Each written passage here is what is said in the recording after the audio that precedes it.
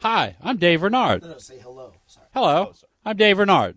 What's my name? No. That's going to be a good one, too. That's going to go in the front. Hi, I'm Dave Reynard. What's your name? Outstanding. Welcome to Bobby Pickles' podcast. Thank you. You know, when I did the Today Show. You did? Yeah. Oh, look at that. I had to do with something else. And Brian Gumbel interviewed me, and right before we went on... Wait, what the fuck did that have to do with? Well, not only was I the original inventor of the cellular telephone, I was the first person to sue the industry for cell phones causing brain cancer. My friend and I have written a screenplay called Call Waiting, and it's the story of Susan Reynard. Which is my second wife who died of brain cancer. Okay, we'll revisit this in the summer. That's fair. Not sympathetic. No. I get it. Believe me, this drink settled in a long time ago. Bobby Pickles podcast. He always says, "That's me." With a look on his face, he'll talk about anything. outstanding. Tattoos, t-shirts, politics, history, and hot sauce on everything. Bobby Pickles. Pop culture, documentaries, conspiracy theories, sarcasm, and beer. It's a conversation. Start listening, cause we're all here. Bobby Pickles podcast. That's me. Hello, I'm Bobby Pickles. What's your name? Stimulating. Or perhaps it would be more culturally and or historically accurate if the word of the day were pioneering or trailblazing or innovating. Any of these can be used to describe today's guest, Dave Reynard, the glass dildo king of Florida. Actually, of the world. For Mr. Reynard is the inventor of, and holds the patent to, borosilicate glass sex toys. Before he and his company, Knowmind Enterprises, had brought them to market, no one had done it. The only people blowing glass were stoners manufacturing marijuana pipes. Today, however, there are a plethora of imitators, but the level of R&D orchestrated by his company is still unmatched in the industry. It's something that was first documented back in the early 2000s on HBO's Real Sex episode 27. HBO followed Dave and business partner Steve Ritchie around for 8 days as they designed and manufactured these groundbreaking products and conducted one of their infamous research and development excursions, which essentially entails shuttling around about 4 to 8 single women, some couples, by boat throughout the vast waters of Tampa Bay, where their products are tested in real time in order to gauge practical application. These toys, which Dave's company Knowmind turns out, have been referred to as the Rolls-Royce of glass dildos, and for good reason. If anybody out there in the interwebs would like to purchase any of these awesome, impeccably crafted creations, they can click the link on the show page at bobbypickles.com. Plus, you will be simultaneously supporting the podcast. Dave has assured us that glass is a much healthier way to go, way better than traditional rubber, acrylic, and plastic, or wraps, as he likes to refer to them. And you can heat or freeze them, they won't stain or smell, lubricants last longer, plus they're a functional work of art. Store them on your bookshelf. But Dave is anything but a one-horse man. He's an ex-cop, an ex-ham radio operator, and top-notch marketer. Reynard is also the inventor of the cyclocharger, a new kind of intake valve or throttle body, which is basically a split butterfly valve to be used in engines and generators. The cyclocharger is under development in the Tampa Bay area and is patented under patent number 6959690 with the United States Patent Office. Licensing is now available in many markets for practical application in new car, aftermarket, carburation, racing, fuel injection, turbocharging, and supercharging. He's also the original inventor of the cellular telephone, allegedly, which is one of the topics of discussion on this episode of the podcast. Furthermore, he is an amateur physicist who penned a hypothesis entitled The Relationship of Time and Gravity, Understanding Cold Fusion, the Big Bangs, Black Holes, Time Travel, Particle Physics, and the Theory of Everything, while violating the least laws of physics. The PDF of which can also be downloaded on the show page. The following podcast was conducted on January 3rd, 2014, from Dave's boat, docked along the intracoastal waterways of Madeira Beach, Florida. Originally, the plan was to conduct the podcast at District 33 1/3, which is the name my cohort Ben Coletti coined in reference to the sandbar located a few hundred yards away from the mouth of John's Pass, where, on any given weekend, boaters raft up to party and have a good time. It's where Dave can usually be found, consuming mimosas, commiserating with tourists and natives alike, and perhaps even doing a bit of R&D. from about 5 p.m. Friday until Sunday evening. Anyways, this conversation just scratched the surface of Mr. Dave Reynard. So we're going to follow up with him this summer. But for now, let's just say hello to a very interesting, unconventional person. We discuss sales, dildos, and cell phones, among other things. And I'm confident you will enjoy the following discussion. 1, 2, 3. Vet for benzo.com. Vet for benzo.com. Vet for benzo.com. Vet for benzo.com. Do you have a beer, Coletti? I absolutely do, and it's sitting right in front of you. Oh, that's mine? Are you not going to have a beer? He's got his... What is that right there? That's a good topic of conversation. What is that? It's That's a homebrew. It's a poor man's mojito. So basically, it's a coffee mug, like one of those self-containing and keeps warm, keeps cold. It's pink lemonade. Yes. And Cruzan rum and some mint. It's easy. It's quick to make. I love mojitos, but they take a while to make. Right. And as we were walking down here, you picked the plant. I asked you what that was. You had like a fresh green plant. Fresh mint. That's right, fresh right mint. in the garden out of the Absolutely. back patio. Yeah.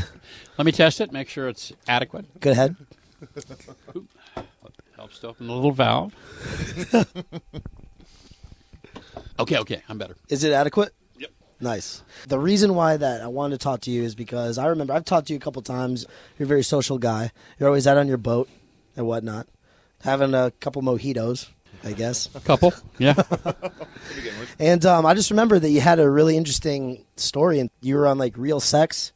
HBO Real Sex 27. Why? Well, I had a girlfriend a long time ago that introduced me to toys, and we had a lot of fun with them, but they were mostly made of rubber, acrylic, and plastic. And I noticed that after we usually were pretty busy with them, that she usually wound up having to go get something from her doctor for, I don't know, rotten pussy or something like that. I don't know what they call it. What? Wait, what? What do they call it? Wear and tear, I think. No, not wear and tear. Monostat treats. Vaginitis. Yeah. You know, okay. She stunk. So anyway, we. Did she stink? Pardon? She smelled down there? Oh gosh, whew. It was. I was with this girl one time. It was terrible when she got it. I was with this girl one time. Dated her for a little while. We lived together. Mm-hmm. I don't know what it was. Great sex, but it smelled, man. Well, a lot of women use rubber, acrylic, and plastic, and they don't realize that you mix any water-based fluids with rubber, acrylic, plastic, even silicone. You leach chlorides from those into the skin. And as a result, it accumulates over time and causes problems. Now, Wait, what are you talking about, rubber, acrylic, and plastic? I was just talking about natural, El Natural. I don't know why she smelt down there. I don't know what it was. Well, over time, they wind up having bad chemical reactions down there to the chlorides, and yeah, they can smell like an old barn door with 100 pounds of cow poop rotting in it. Okay. And they don't put two and two together because it didn't happen maybe for the first several months that they used the toy. And so later on, when they get it, they just think, oh, something's wrong down there. You know, my girlfriend had it. And they don't put two and two together. And that's a huge problem. My girlfriend and I went antique shopping, and we went into a place, and they had a whole pitcher full of glass stirring rods. And I'd always wanted to try it. And so we bought one for like $6 or $7. We took it home, and she never had those problems again. And Are you referring to dildos? yes. Oh, okay. Absolutely. I wasn't putting two and two together for a second. I'm sorry. Actually, I still have that one. God, it's probably like 30 years old, but I still have it, and it still looks just as good as the day I bought it. Another nice thing about the glass is that you can heat it up, and it will stay hot, where rubber, acrylic, and plastic would lose heat in a matter of seconds. You wouldn't even know it was hot. But we've actually tested these things out, and they'll go for quite a long ways. Nobody's ever outrun a hot one. How are you tied in with glass dildos? Well, I was the original manufacturer. We actually held a patent on it, still do. And we found that a lot of people are switching off of vibrators to this because the orgasm is much more natural. It's much easier to have multiple orgasms and productive orgasms, squirting, I think they call it. And I think once a person gets the heat down to the right temperature and all of that, you just can't help but let go. And a lot of women have said that they've never actually had a productive orgasm before until they had hot glass. Okay, take me back now. So you hold a patent for glass dildo, correct? Actually, borosilicate glass dildos, kind of like the Pyrex that you used in the kitchen. It's a very safe, high-impact, high-heat-resistant material.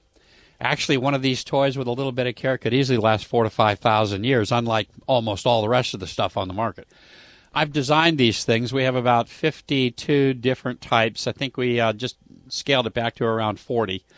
And we sell them at knowmind.com or sexnology.com. It's knowmind.com or sexnology.com. You can see the whole display there. They're for sale. About 5 years ago, we found manufacturers that would really make them at good prices for really well. And originally, when we first came out with these, they were like $400 a piece. And we still sold the heck out of them. Now we've got them where we're retailing them for under $100 a piece, and they're really moving quite well. They're really taking over the old antique rubber, acrylic, and plastic industry. I call it RAP, rubber, acrylic, plastic. But that also includes all the silicone-based material that's out there. Also, if you think about it, there's absolutely nothing slipperier on the planet than glass in any lube.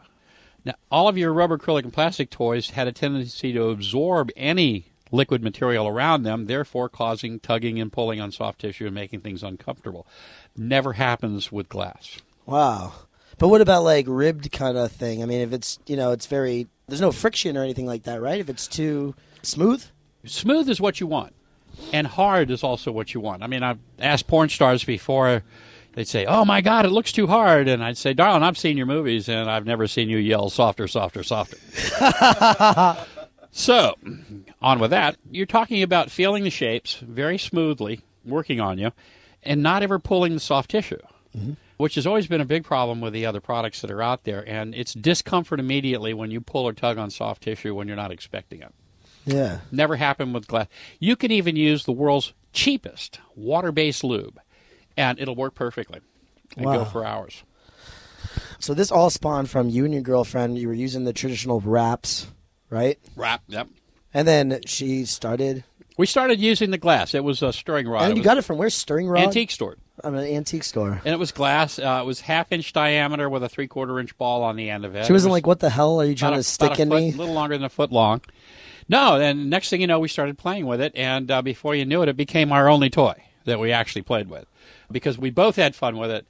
And quite honestly, it wasn't until later on in the relationship that I realized that she hadn't been to CROB or GYN for the problems in a long time, nor had she had odors and cottage cheese coming out. Yeah. And so you're like, "Eureka, let me bring this to market." Yeah, we broke up not too long after that, and I kind of sat on it for a bunch of years. And not literally, right? Yeah, as a matter of fact. But it really got started as a bet in a bar one night. I had a buddy of mine who we were in business together, and he came up to me and he said, "Hey, I'm the better marketer than you." Okay, fine. And he goes, "No, really, I'm really better than you are. I can market so much better." And I'm, okay, fine. Well, when he hit me the third time, I thought, I got to put a stop to this. So I said, "Look," because we were both in the communications business. So I said, "Okay, why don't you and I get into two entirely different businesses unrelated to communications, and let's see who can market them the best." I won. Hands down, I won. And I think he rolled out what he was doing in like a month or two, considered it a complete failure. And he never brought that back up again. And I wasn't going to call him on it until the third time around. Yeah. But, I mean, that wouldn't be really like a fair kind of deal, though, right? I mean, if you guys were both marketing your same product or a similar sex product or something like that, right, then that would tell who's the best marketer, don't you think? If he's a good marketer, he should not only know the product, but he should know how to sell it. So I was really giving him the opportunity to do his absolute best. Right. And I had already had this in the back of my mind. And I thought, what the heck, this is a great opportunity. I can kick his ass and go out and make some money at the same time. Yeah. And then, of course, he got all godly on it, and toys are evil things, and oh, kid, give me a break. Now, have you been using toys for a long time in your sexual activity with women? Absolutely. You have? And I'll tell you why. I mean, we can all get down and do the same old thing. Hop on top, go like crazy, roll off, have a cigar, a smoke or two, and, you kind of look over at them, and they're still going, well, what's in it for me? And I found that pleasuring a partner is really a big thing. It's an incredible thing because when you're trying to give somebody else an orgasm and you're not worried about yourself, you can really do it right. You can see what they're doing. You can see how they're responding. If they're not responding well, you can change it up a little bit. Then you find the things that they like and just drive them crazy until they just write their name on the wall. And it's all very possible. And I found that, especially with women, if they don't unload those body fluids on a regular basis, they get mean. But that works in two ways, right? Oh. It's a two-way street. I tell you what, you keep those fluids moving on them and not just taking care of yourself, they're so much easier to deal with, so much more fun to be around, and they're just calm about everything, which is something you don't usually see in women. Sorry, women, it's true. But they're just so mellow. And You so ever nice. run into guys who kind of feel uncomfortable using toys on their women? Oh, I run into tons of people that are Right? uncomfortable with them. Yeah. Well, they think it's assailing their manhood. Yeah, well, to be honest with you, I mean, I'll openly admit it. I'm not really crazy about that. You know, I subscribe to, I hope she's just getting off on me, you know, and what I can offer. Is that kind of selfish or? Well, I mean, I hope I'd put in the effort and be Or able to do it egotistical. myself, you know? I think anybody can get tired of the same old repetitive thing.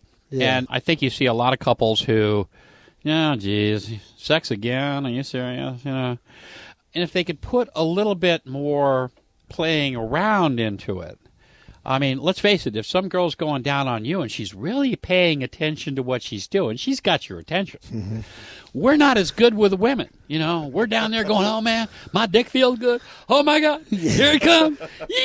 Yahoo!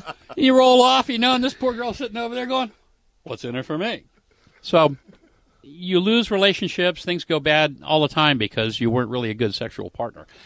And I found that I can keep a partnership going a lot longer. And it works for me. For as much as I like getting off, I really like watching my partner get off and paying attention and responding appropriately. I know they appreciate it.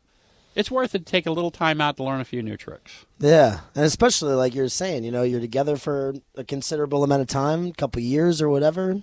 Things get kind of boring. You got to spice it up, right? And a lot of these toys can be used with normal sex to help spice things up. And I think everybody should at least have one in their bedroom nightstand. No, we recommend the whole kit. Well, the kit Yeah. is nice, Mm-hmm.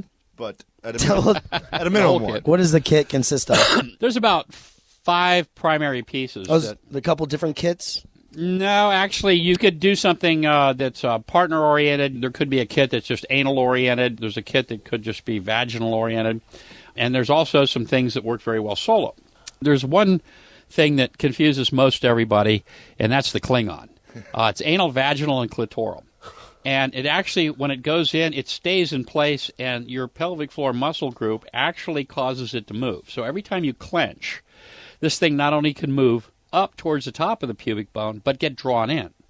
And so you've got your labia wrapped around the piece, and your clit's right on this hot glass bar. And you're getting this anal-vaginal stimulation at the same time. The vaginal piece is right up into the G-spot. And every time you clench, it just kind of grinds you up. It's kind of hard to explain, but I've had women come back to me and tell me that after a while they get this alien gangbang sensation going on as a fantasy, and they absolutely love it because the alien will do everything and anything they want. So it's like stuck up there in every orifice, right? Well, not only that, but, you know, women could wear this thing all day at work. Wow. Yeah, it might You be never that. know It might be the who's look on smiling their on your face face. that would give it away, or the But fluid's the dripping mouth on the floor. orifice is available, right? And while she's getting off, I can get off. No, but I've got some really good videos of a woman just using it all by herself. It's pretty incredible. I can only recommend that if you're in the position of just watching, you need to stay away from hands and feet and things that are flailing around because it could get dangerous. Really? Yeah, no, in the beginning, when we weren't sure what was going to happen, we used to tie a little string between the anal and the vaginal piece. About 10 foot of string on it. So if they started getting out of control, we could just pop it out. You know, because you didn't want to get in the way of those feet. It was a real problem. You know, oh, my God, I think she's going to kill herself. So, Dave, tell me, where do you find these videos? Actually, we've probably shot hundreds of hours in developing these things. And one of the things that I learned is that I couldn't be involved sexually with somebody that I was actually having them try the toys out or using them, because I didn't see what was going on. So we decided we would have 3 video cameras right there in the afflicted area. And what would happen is that if we saw them wince or twitch, then we'd go back, we'd see what happened, and we'd review it and try to figure out, well, did they hurt themselves there? Was it a fun thing? Was it a bad thing? If it was a bad thing, then we try to figure out how to get rid of it. If it was a good thing, we try to figure out how to make it better. But I don't think in the history of sex toys that anybody has ever really put in any effort at all into really trying to make a toy work well. I mean, they've all relied on vibration. I don't care what color it is. Or back when I got in the business, I used to think that the only innovation that we saw come out was when they had a rubber dildo, which is nothing new, but they had Clinton's head on it. And I thought, they're finally working out of the box. But it was no different than any other rubber dildo as far as the way it worked. But there was nobody experimenting. You had guys that were, okay, it looks like a dick, it's going to work. It was never tried. Nobody ever tried it. Nobody ever put the level of R&D involved. Make 100,000 of them, we'll take them to the show. And research and development must have been, I would say, not only a crucial factor, but a deciding one in your position there. I tell you what, it was interesting, but I had to learn not to get sexually involved. Of course, a gynecologist. Sometimes you put a hand in there. What were you going to say, Coletti? That was interesting. Good. The gynecologist. Well, I mean, the gynecologist shows up to work all day, but he doesn't have a hard on. I mean, you know what I mean? He does his job. Well, the first couple of times I did it with a girlfriend I was dating at the time who was really very helpful. But, yeah, I learned nothing. You need to get legitimate responses from these people. And you can't have an emotional attachment where they might be looking more pleased because they're wanting to please you. They have emotional bias, and that's understandable. Right. Well, not only that, but initially, I think I probably just lent them to a lady and said, here, try these out. And they'd come back and hand them over and say, oh, yeah, they were really great. And well, I didn't learn anything. Right. Really. Why were they really great? Matter of fact, some of them I think were lying. I don't even think they tried them. Now, do you think there's a stigma associated with this that needs to be squelched? I think there is. Or what's the deal as far as men feeling that they're not either being adequate enough, or is it something that should just be introduced into... Well, guys feel it's all ego with guys. Guys feel inadequate. They don't want the bigger thing than they have or whatever that they can just reach in the drawer and get. Well, there's there's nothing wrong with what I do, and actually they're right, but that's not the issue. The issue is it just gets a little old. I don't care how good you are. I don't care if you can hang from the ceiling. Yeah, no, it's going to get a little tiresome for one of you and then the other one later on, or maybe at the same time. Mm-hmm. So this is really a good way to spice things up. I think when you learn to calibrate the heat, and the way we recommend that you heat up glass, never... You got to tell me more about this heating stuff because... Well, it can be warmed and it can retain heat for long periods of time. Now, how do you warm it? Best way to do it is you get a Tupperware container small enough for it to fit down into and tall enough to pour water over the top of it. I like tap water hot, scalding hot, steamrolling off it. What you do is you put it in and you wait 3 minutes. After 3 minutes, you've got 30 minutes to take it out and use it. You don't have to rush, but you dry it off, put on your favorite lube. And I usually recommend before you put the lube on, you grab it with your fist and hold it for a moment. If you have to let go of it, it's too hot, maybe you use too large a container. If it's not hot enough, maybe you use too small a container, maybe your water source isn't hot enough. The great thing about using the water heater is water heaters are very consistent in their temperature. So when you take it out, if you can hold on to it and it feels hot, but you don't have to let go of it, you're in the right place. Then when you put on the lube, you're going to cool it off just a little bit there. When you pop it in, it's going to make their eyes roll back. Did you have to use a special kind of glass that was going to retain it, or does all glass retain heat like that?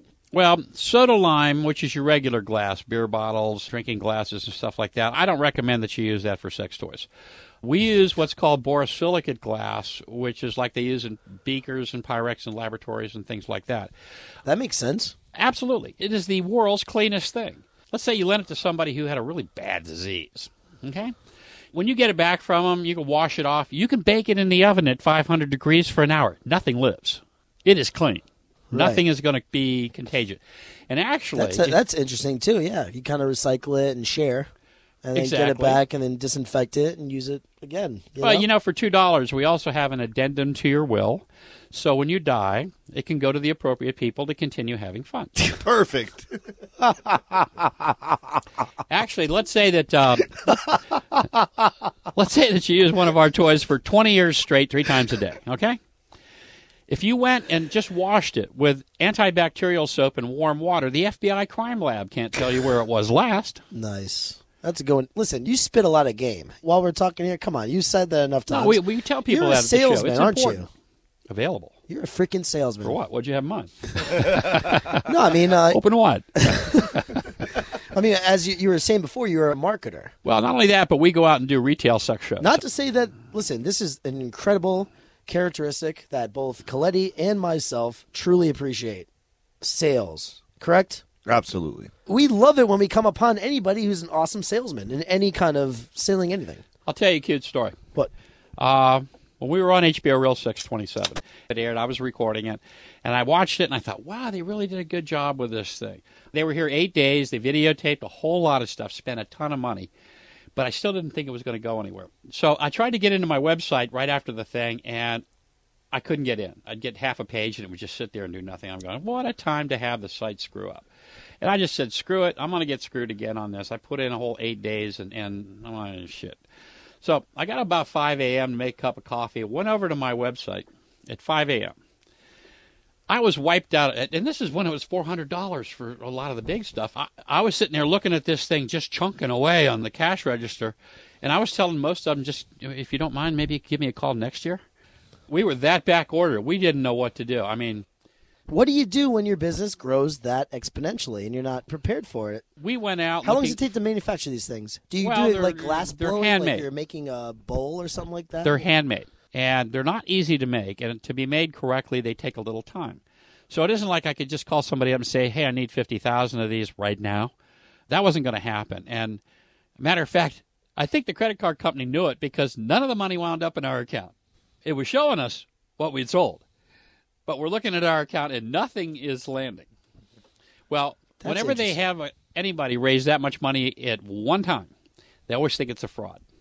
So they hold the money back. So we had to start sending them copies of shipping, UPS and FedEx and all that, to the people who the credit card sales were for. And so finally, after about a month, they released part of the funds. And we explained to them, they worked with us fairly well. We really didn't have any big problem with that. It was just afterwards, and everything's crazy. We had no money in the account, Yeah. Anyway, we got good with the card company. They realized we were a legitimate business, and we got caught off guard. And so they gave us the money, and we fulfilled all the orders. And the crazy thing about it is we contacted everybody. We contacted and said, look, it's going to be a while. You may be waiting anywhere from 2 to 3 months to a year to get your product. If you don't want to be in line that long, just send us an email. We will cancel the sale for you and put the money back in your account. Out of all of it, I think we had 5 people who requested that. And everybody else didn't want to get out of line. We finally got everything fulfilled. I think it probably took us about 10 or 11 months. And we had no inventory on the shelf whatsoever. I kept one of each just to go out and do some shows, but we were so busy trying to get this stuff fulfilled that we didn't even have time to go do the shows. It was funny. We did the Swingers Convention out in Las Vegas, and it was the first time we'd ever done it. And they had a retail booth area, and we were in it. And so I think it was like a Thursday night. It was only open for 3 hours, so there weren't many people there. They were all out partying, having a good time. But we probably had a dozen people come by the booth and probably sold 8 or 10 products. And we thought, okay, not bad for a first night. So the next morning we come to the show, and we're getting in line, at the door. And we're noticing that the show's already supposed to be open. So here we are, probably 40 or 50 people back in line. And one of the guys who works the show came out, and he walks down, he sees us in line, he says, what are you doing in line? We said, we're waiting to get in. He says, no, you don't get it. All these people are waiting to get to you in your booth. Oh, really? And Steve and I looked at each other like, oh, shit. Well, that Thursday night, they were all out swapping these toys with everybody. There must have been 1,000 people that had tried this toy out, and they knew they liked it. They wanted to be first in line the next day. But we didn't realize we were standing in our own line. Oh, my God. That's a great story. It was embarrassing. And the people in front of us and behind us didn't know us because they only heard about it and used the toy the night before. It was a hoot. That is amazing. How long did it take you to get production up where people could order and you would just smooth sailing and you have somebody to produce it, manufacture it, and everything like that?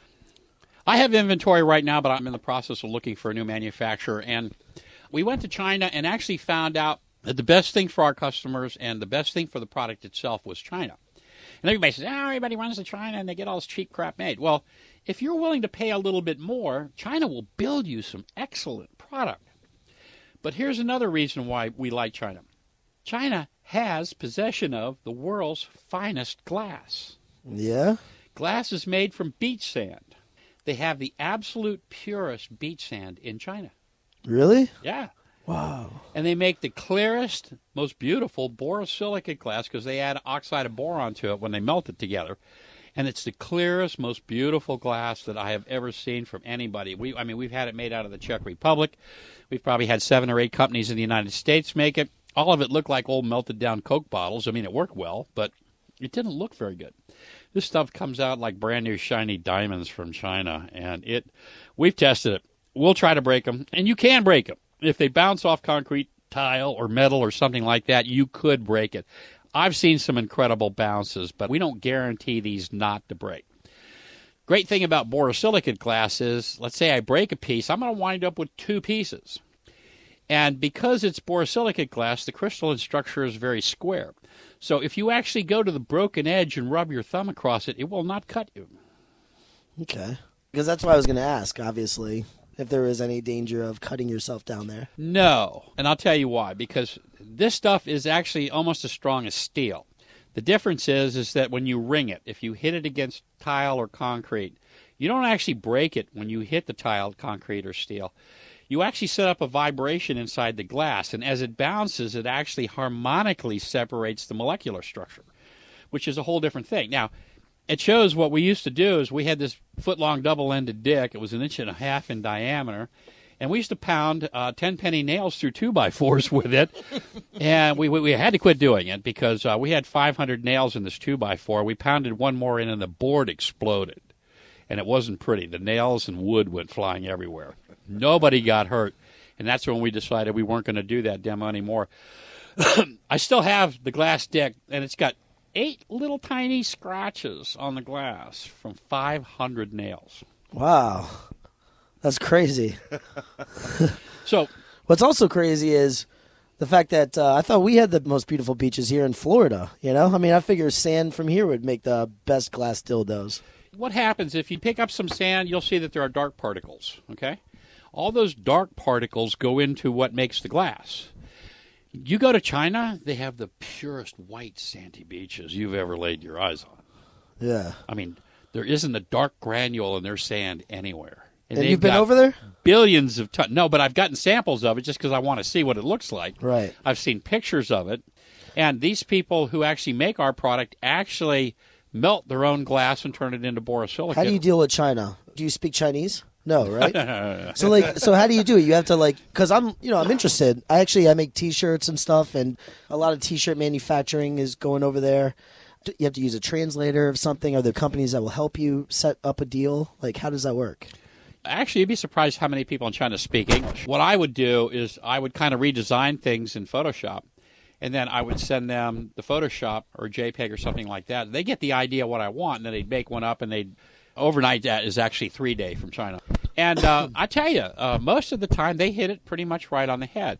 But I may come back and R&D with it and say, hey, this bump needs to be a little taller or a little shorter or something like that. Most of the time it was my fault if it didn't come back to me right, which is fine. I was willing to pay them for the time it took to, engineer that piece. And when you get it right, you know it. Like the Klingon, for instance. My God. I think we probably had 80 different variations on the Klingon. A lot of them were miserable. I took a few of them and smashed them against a wall. I was so frustrated with the project because I get the feeling there was something I just didn't understand about a woman.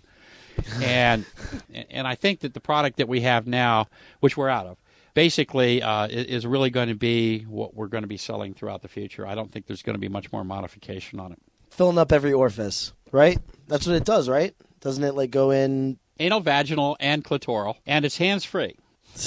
That's crazy. So how did you get into this real sex thing? The producer from HP... You had just started the product, right? You Yeah. had just started marketing it not too long ago, right? I mean... Oh, no. Actually, we filed for the patent, I think, back in 97 or 98. We were selling it then. We weren't doing so well in the beginning because everybody was scared of it. They were afraid. When we came and did live shows, like a swingers convention, it wasn't unusual. You get invited up to a room with maybe 4 to 20 people, and they want to see how it works. Real time. They all just got wow. There's your R&D right there. Well, sometimes yes, but most of the time when we brought products to those shows, we'd already tested them. We knew how they were going to fly. So back to real sex. Well, I got a call from a producer at HBO. She said, we've heard about your product. We think it's interesting. Nobody's doing it, and we think it's going to make an interesting piece.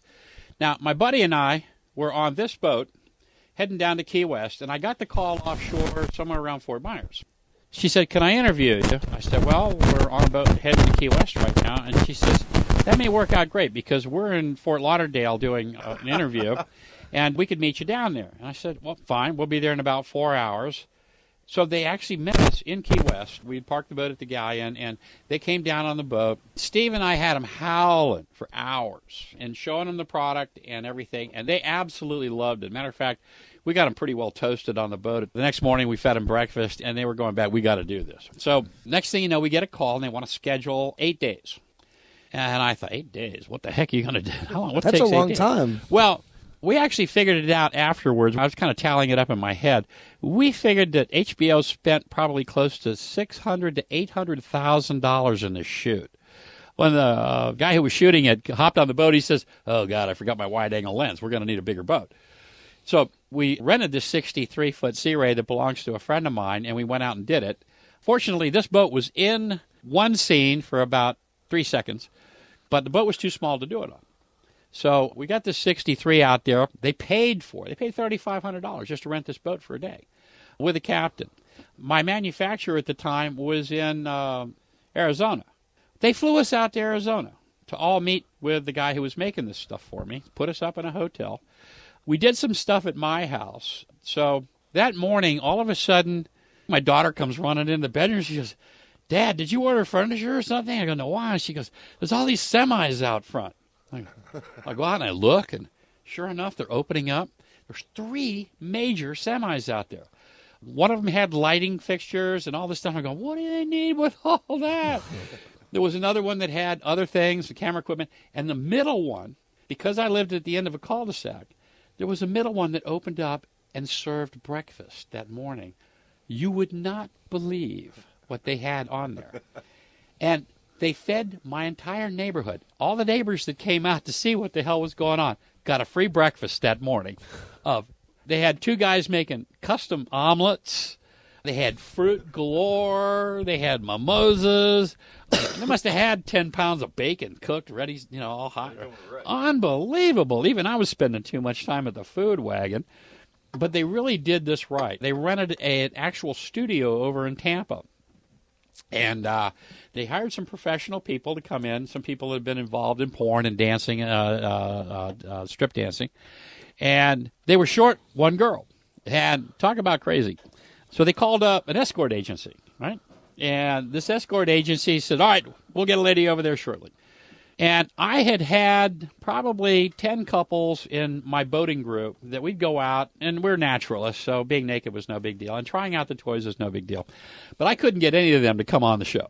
None of them would volunteer. They said, no, we're kind of private people, and we are not going on HBO Real Sex. So the pimp mobile pulls up with this girl, and oh, my God, it turns out to be the daughter of one of the couples. What? Are you fucking serious? No. And I knew her, and it was like, we won't mention her name. What are you doing here? And she says, well, if I wasn't doing this, I'd be doing someone else. And I thought, oh, God, how am I going to explain this to her mother? They saw this? You didn't just, tell her, hey, listen, really quick. No, they saw it. But I have to admit that HBO doesn't really show the raw raunchiness. A lot of nudity, but they didn't show any penetration. They showed people reacting to the toys, but no cross shots. She got there and she still did it. Well, actually, I got to thinking about it. She was probably either going to be doing some guy or not doing somebody if she was here. Right. And if she hadn't said that to me, I probably would have kicked her out. But I didn't have control over this. This is the producer and the associate producer were in charge of the entire thing. And God. And I got to tell you, she was one of the best actresses on there. At the end of the whole thing, she was sitting down and she was holding one of them, and they interviewed her, and she was naked and frontal, and she kind of rolled her eyes up. She says, God, it's just like heaven. And I was like, yeah, yeah. Show this on TV. Please don't cut it out. She had such a convincing look, and I think it really made the sale. And she did. She really thought it was great. It worked out to be emotionally connected there. She was so believable that I think it's what helped sell a lot. All right, continue. So now where are we at with the days of the shooting? There's 8 days. They came down. You did stuff down in Key West. Or was that just the initial? No, that was just the interview.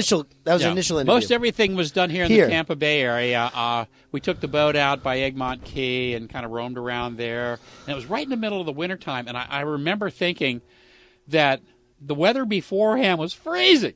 That day was perfect. Everything afterwards was freezing. It's like God opened up a window. Here you go.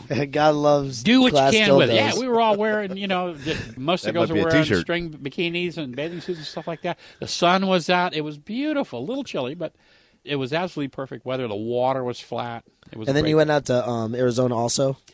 They flew us out to Arizona, and we worked with the crew as they were actually filming our glassmaker making the glass in his studio.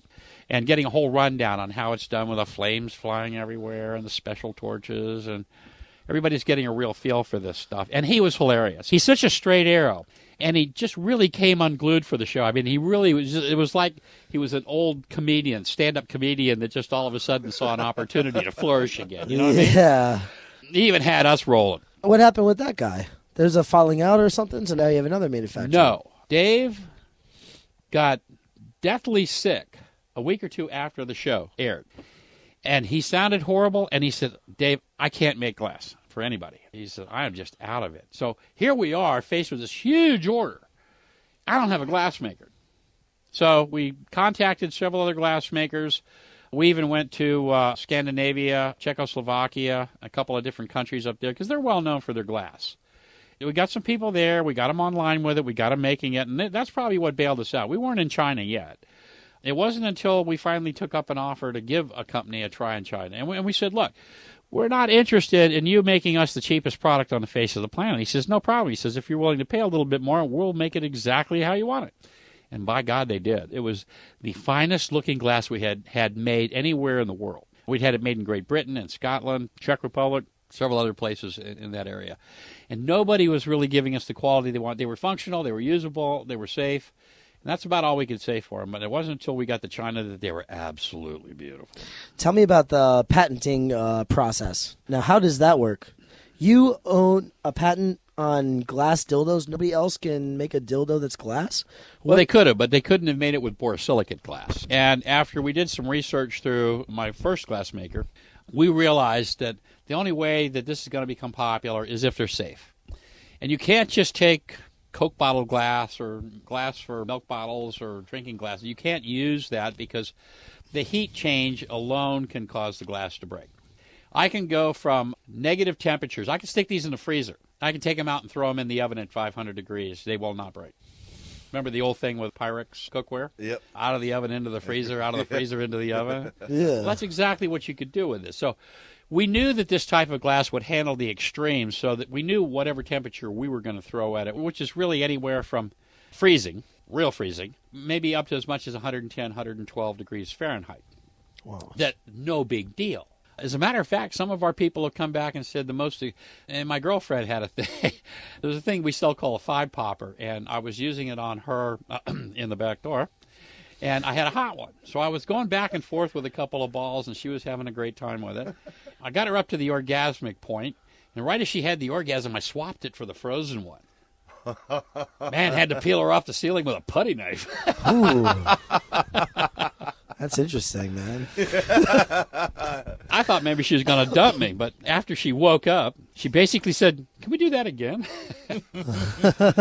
And see, that's how we rate these toys. A lot of people don't have a rating system for how good their toys are. And we actually rate it by how long it takes them to remember their first name. Dave, do you have a lot of girlfriends? Or do you have like one in particular? I tell you what, I have or what's- probably had more than my fair share of girlfriends. And every time we went out and we did the swingers convention, for a couple of days, I had more than my fair share. Are you a swinger? No.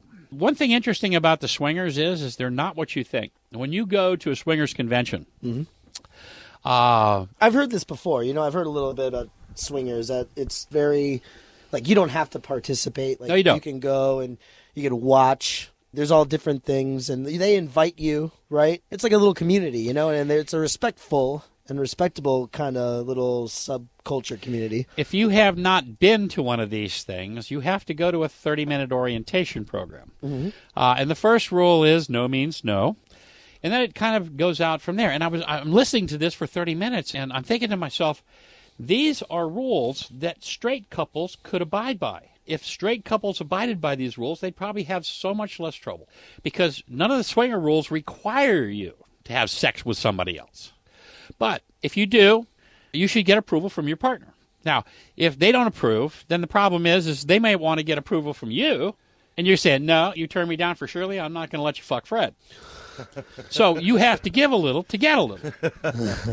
But if straight people did that, and you were straight, you say, hey, darling, can I screw Janie? No. Okay. Well, she comes and says, I want to screw Fred. You say, no, you can't screw Fred. Well, here we are. We're in straight couple land now. But all of the rules that applied to swingers could easily apply to straight couples. And if they followed them, they would have just as much being a straight couple as they would swinging. Do you believe in monogamy? Do you think it's a possibility? Personally, I would rather be in a good relationship with an individual than I would be playing around with lots of people. I enjoyed going to some of the shows that were done in private rooms with the swingers. Oh, my God. One guy, he comes up to the booth. He says, I'm doing this anal demonstration up in room, blah, blah, blah, blah. And he says, I'd love to have you come along and, maybe you could give us a few pointers. And I thought, sure, why not? So when I get up there, there's a lot of people in this big suite. And the guy and his wife are both naked, and they're talking. And other people are starting to get naked and sitting on pillows and stuff like that. And mostly couples, except for me, the one single guy. So next thing I find out is that this is anal sex all right, but she is going to fist him. Hardcore. Awkward, yeah. So she's kind of lubing him up with a finger. And they're going to use your product for this? Yeah, exactly right. So anyway, he looks over at me and he says, Dave, what would you recommend in place of a finger here? So I get out one of the smaller little anal toys and I say, well, this looks like this would work real well in this situation. So next thing you know, she's got 3 fingers up his ass. And he's, kind of moving around, squirming a little bit. And he goes, Dave, what would you recommend for a situation like this? So I'm reaching into my bag and I'm going, what do you think? This'll do it? And he goes, see, Dave's got something for everything. Well, next thing I know, the whole fist is disappearing up his ass. And he goes, Dave, what do you have for this? I go, you got me. I'm out. That little bit of R&D didn't make you go back to the drawing board and create a product that would suit that situation? Well, I tell you what, we made some large product where we had like 2-inch diameter glass balls. And too often people would order them, and I'd say almost half of them would, I'm sorry, but I ordered something that's too large. And we'd let them swap it for something that was smaller. Oh, yeah, so there's a lot of waste, stuff coming back. No, because actually we'd put them in a sterilizer and put them back out on the market. Right. Even the FDA would agree that under their sterilization process that there's absolutely no way anything could have been transmitted to the next user. Would you like me to edit that part out? No. Okay. Because that's actually fucking used a scary. hospital-grade sterilizer. I know. I know that it's correct or whatever, but still just the thought of it, I guess. I tell you what, and also, we only brought those to the swingers convention parties, and they knew it. We gave them discounts on it. They didn't care. They knew what we had done with them. We even had a little video that we showed at the booth showing them, putting them in the sterilizer, being in there for like an hour because you had a chemical that you had to use, plus you had to bring it up to a certain temperature for so long. Then you had to run steam afterward. I mean, it was a whole process. Right. And, quite honestly, the swingers just said, hey, I'm getting a discount. What the hell? Yeah. They were all just happy to get it for like 20% off. Do you still do these circuits, go to these different conventions? Actually, our business, we didn't really want to go out and do retail. We really wanted to have other people go out and do what we do without having to go and do it ourselves. So we had to be the front runners, and we have affiliate programs on the Internet. We pay 20%. In as much as affiliate programs haven't always been popular, ours has, because we absolutely love to pay the 20% because we're making more money than the affiliate is. Mm-hmm. So we're thrilled about paying the money out every month because we made more than they did. Who can become an affiliate? Do you have to be a retail location? Is there a special qualification you have to have as far as, like, you got to be in the industry? You got to be... So no, there are people who want to be in the industry. I got a surf shop up on the beach, and I got a little curtain room in the back. Hey, I've actually got a beautician that sells them because, women are always talking about sex. They always have those That's little it. sex parties. Exactly. So this would encourage. I only have a few people now. The big organizations that do the sex parties It's almost with the like, toys. oh my God, I'm sorry, like, Teleport parties? yeah. Well, here's They the problem do. you run into. We don't have enough profit in for them. The rubber, acrylic, and plastic stuff, usually some of that stuff's made for under $1, and it retails for $29.95, $59.95, and so forth.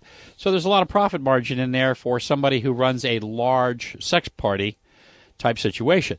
When we introduce them with our pricing, they say, well, geez, you're charging so much for these wholesale or distributor that we can't make enough money. I had a girlfriend once that did a thing for Party Light. I think it was for candles. I don't know if you want to blot that out or not. And she called me up, and she was one of the R&D group.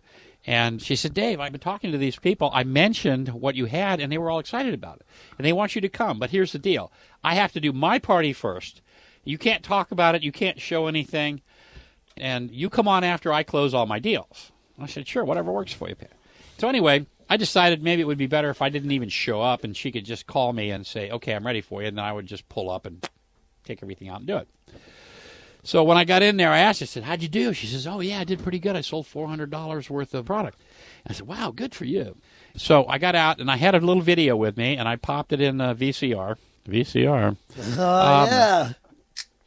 I had a DVD with me, but anyway, so I popped it in, and we watched this thing, and I got asked maybe 5 or 6 different questions because a lot of the information was on the video.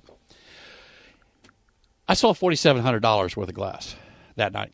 Really? Yeah. After she had sold $400. $400 worth of candles. You came in, tore it up, killed it.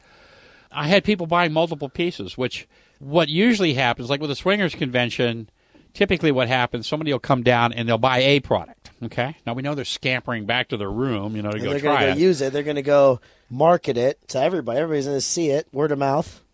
I had this one girl. I had this one girl.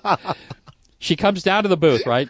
Yes. And she finally figures out 2 products she wants. We're having to clear her away a little bit because other people want to see what's going on. But she kept coming back. She says, well, if I buy this one and I buy this one, how much are you going to charge me?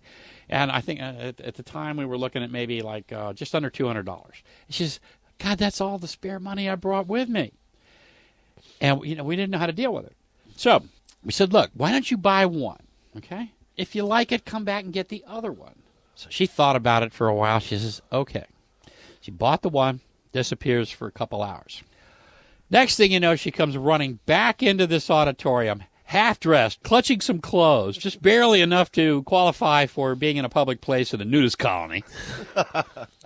Slammed the money on the table, grabbed the other toy, ran off. We never saw her again. And she never got the bags to go with it or anything. She just bang, bong, gone. Wow. Never saw her at the show afterwards. Feels good and instills a lot of confidence when you see your products coming back and Changing lives. changing lives. No, it's a positive, impactful situation. Well, what was really funny is we had a bunch of people standing around that we were talking to, right? These things are really effective. You're going to like these now. Kind of had this question mark look on her face when she ran in, grabbed it off the table, threw the money down. You couldn't have asked for better advertising. No, you couldn't. I think everybody bought right there on the spot. Everybody bought. It was incredible. I'll take 2. I've got some neighbors. When you're at those conventions, it's almost like the Billy Mays style Well, salesmanship. if it makes sense. Did you know Billy Mays at all? No, I know he lived here. Have you been in Florida forever? I don't know. I don't How know long have you been in Florida? Pardon? How long have you been in Florida? Forever? or Since 1958. when you were born? No, I was actually born in Illinois, raised in the burbs of Philadelphia, and then came down here to share the wealth in the 2nd grade. How do you like Florida? I love it. I wouldn't want to live anywhere else, especially when I've seen the weather up north. As we're looking at January the 3rd and all the blizzards up there. Yeah. And here we are sitting in a boat in 70-degree weather, just having a few drinks. And That's right, and we're podcasting from your boat. I know. beautiful. Now, the original plan when I came down here, we wanted to try to corner you at your usual hangop. The sandbar. Yeah. The sandbar, yeah. Is that what we're calling Talk it now? about that a little bit, You can call Coletti. it anything you want. The Well, bottom we've line had. is- The problem is, if we name it, they're probably going to kick us out of here That's too, why like they did at we're Shell going to Key. refer to it as a sandbar, which Right. is dissolved and gone during high tide. Well, then it's only under the jurisdiction of the state. Well, it's- once it is dry ground, and there are plants growing on it, then it becomes under the control of the county. And we party a lot. Okay? Okay, yeah. Fucking shoot me straight. I've been boating around here, and most of my weekends are spent on the boat. I'll leave here Friday afternoon after work. I'll go out. We'll raft up with 15 other boats, and we'll just party like crazy till Sunday afternoon. I told you. It's clockwork. 5 o'clock on Friday till Ben's 5 been there o'clock many on Sunday. times. I love it. I take everybody over there. I mean, these boats are party havens. And accepting weather, it's a little overcast and cloudy, but, it's no big deal.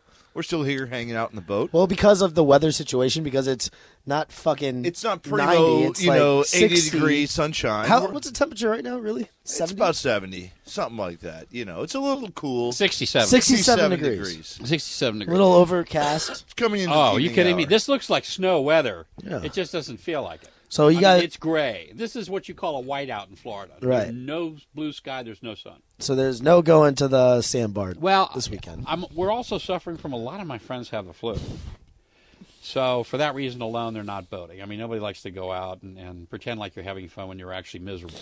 Right. So, and we had plans to go out, and we were going to do a place called the Lagoon, and because it's a great place to spend the night, especially if the wind's out of the north or the east, or both. And nobody could get out of bed. Anyway, So It's also a little bit New Year's hangover, I think. well, we had New Year's Eve party here. We had a great time. We had a lot of good friends here, a lot of great people. Didn't have any incidents, and we had 7 boats in the backyard. And a lot of people just spent the night on the boat, and they didn't have to drive anywhere. And we kind of frisked everybody on the way out on the door and made sure the right person had the car keys.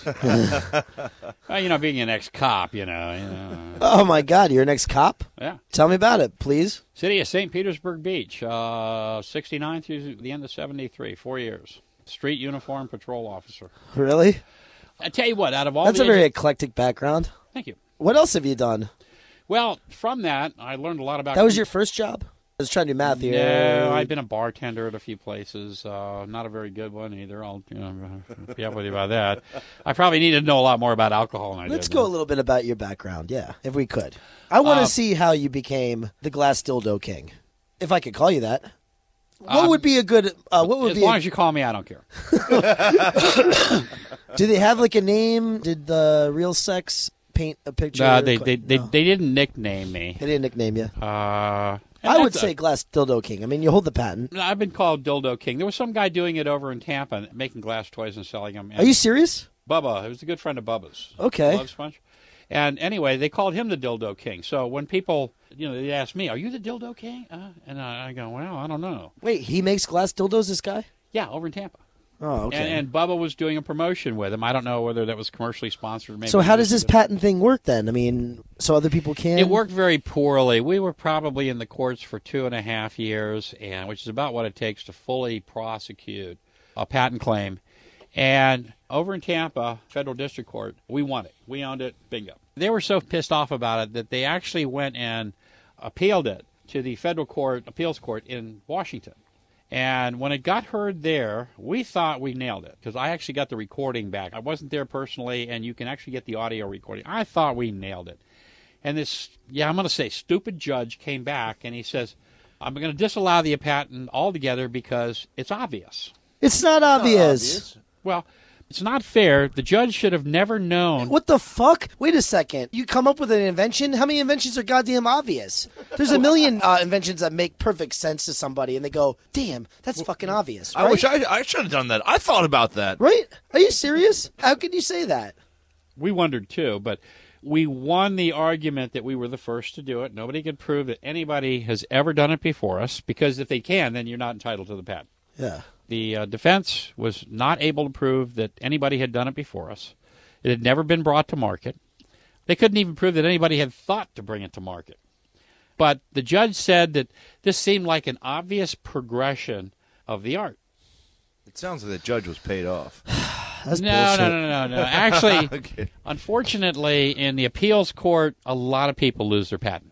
They tend to keep it in the local courts, like the district courts. But when you go to the appeals court, you tend to lose them most of the time. Now, do you think representation is an issue? I was on that? fully represented by my attorney the whole time. We had it on a contingency basis. He was going to get part of the company if we won. And he loved the idea. He loved the product.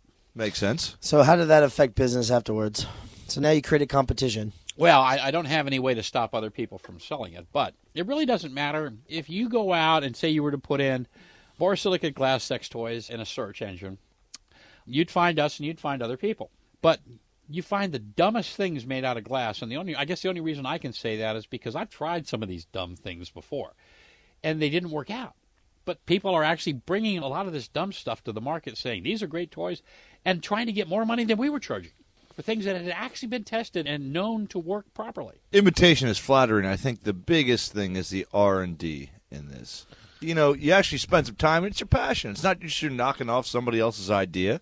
You went out there and you created something that was original, unique, and solved a problem. I would still like to think that we are still, amongst all the rest of the glass makers out there, we are the Rolls-Royce in the sex toy industry. And they have ornaments. Right now, I mean, you've had the Food and Drug Administration has come down on adult novelty business. They don't allow phthalate plastic to be used anymore because they've proven it's toxic. Well, phthalate plastic was probably everything used prior to 1960. They'd take PVC pipe and they'd heat it up and they'd reform it into things. Holy Toledo. They had no idea what kind of poison toxins they were leaching out of that. Now you have the stuff, tosylin in plastic, and now they're starting to go against that. The FDA is actually turning on the novelty business because they're supposed to be selling it for novelty use only. In other words, you have a party and I come and I hand you a big rubber dick and we all have a laugh and you throw it away. Yeah. It was never meant to be used internally. Well, it's like attractive nuisance in law. If you make something that looks like it's supposed to be used for something, they're going to use it for that. And that's a major problem. So the FDA is clamping down on a lot of this material. A lot of people think, oh, it's pure silicone. Well, there's no such thing as pure silicone.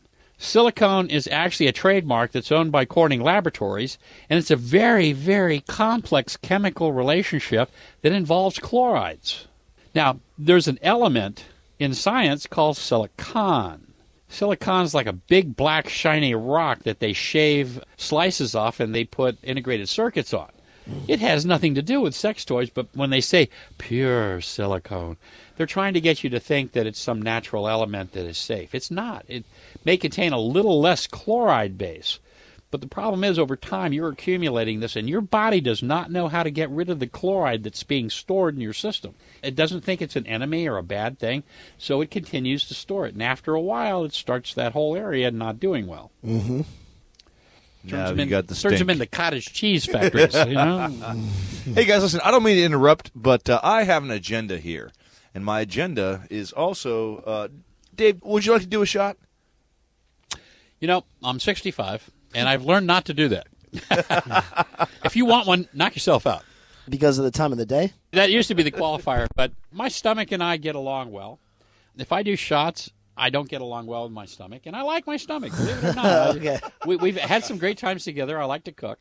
I'd like to get back to the topic really quick and end it on this. What else I've done? I was a cop. Yes. And I'm sorry, I got you off that track. I didn't mean to. I was also the original inventor of the cellular telephone. What the fuck? Please tell me. And Dave, can we do a shot? Sure. It's not like I don't have anything. I'm already working on it. As a matter of fact, I can show you. And I would recommend you do the Bushmills Irish whiskey. Thank you. This will be... No, or I can make you a Bruno. What is that? It's 3 liqueurs mixed together. But it's a sipper. It's not a shooter. Snifter type drink, yeah. But you guys probably just want to, like... No. Listen, no, life go is... ahead. Make which one? All right. We'll do the Bushmills. We'll do Bushmills, right? If that's okay. We'll move on from there. Yeah, listen, let's get the scoop on this, okay? At the end of being a cop towards that area, the police department I was on got this system that was all portable radios, and we had some before, and they were almost useless. They had no range to them. They might have worked 4 or 5 blocks or something like that, but for a primary radio, they sucked. Motorola came down here, and they put it in Jacksonville, Florida, and they had a problem with it because Jacksonville was too big. And the system they had wasn't going to cover that much area outlying. So I worked on the city of St. Petersburg Beach, which is only like, 3 miles long and maybe a mile wide. And they knew that this was going to work well there. And we started using them. We had these old tube sets in the car, down by the floor. And in the winter, they were great because they'd keep the car warm, And everything. Wow. And so next thing we know, we're getting these portable radios. We're complaining like hell. No, Chief, portables are terrible. We got these things. They got the system tuned up and everything, and nobody would part with them. Matter of fact, we were all starting to tell, hey, Chief, you mind getting them tube sets out of here? They're kind of in the way of my knee and my shin. And, So when I realized how well they worked, I thought, these could also be cellular phones because I was an amateur radio operator.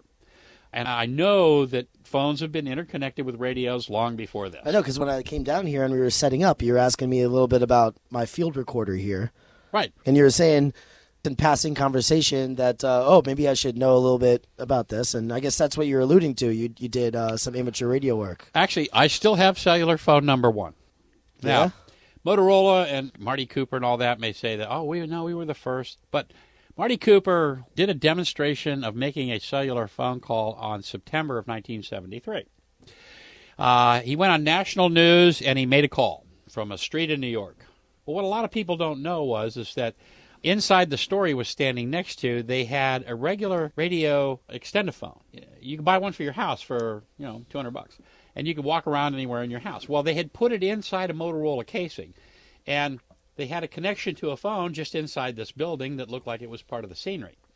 So Marty looks like he gets out of the car and makes a call. Well, he's only doing something we were all doing, and that's using And he makes the first cellular phone call. And I thought this was funny because Motorola had just got through installing this whole system that I purchased. They helped me finance it the whole bit. They were excited because we were going to sell a lot of radios if this took off.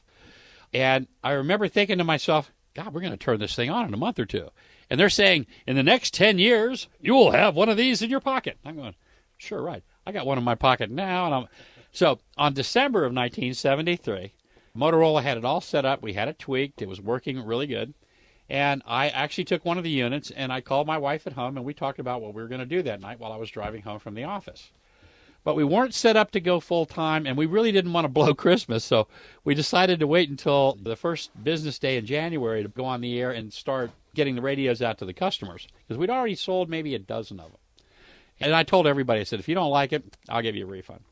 So probably sometime right before Christmas in 1973, I actually made the first cellular phone call, talked to my wife, we discussed what we were going to do, and finally pulled up to my house and said, honey, I'll see you in a moment, and went upstairs. And I still have that radio. If you want to see it, I'll be happy to get it out of the safe for you. Yes, please. But I don't know if you remember, but cell phones didn't really even begin to hit the market with a brick until 1986.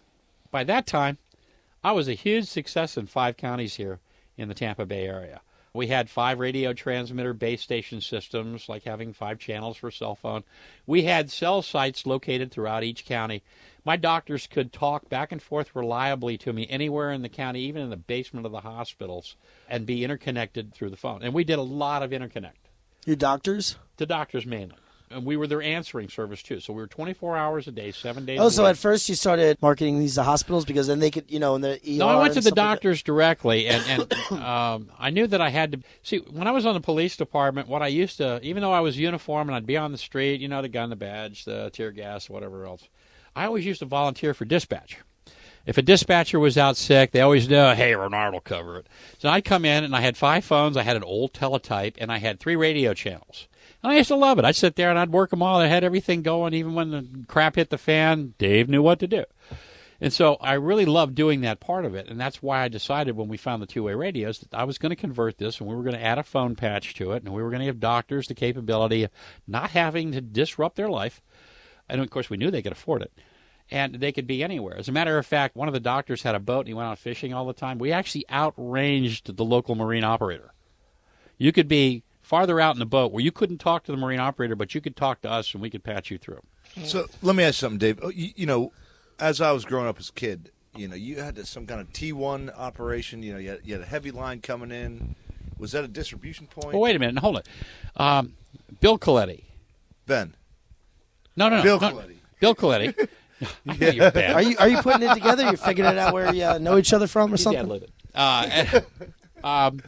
You're related to him, aren't you? To Bill? Well, he was actually Who's Bill? Bill's. We're all. There's a few Coletti clan. Yeah, they're all from Bill the same- What are they, Coletti. second cousins or something? Bill Coletti yes. was the director of the Pinellas County Medical Association, and he was the one that got me the first meeting with all the doctors.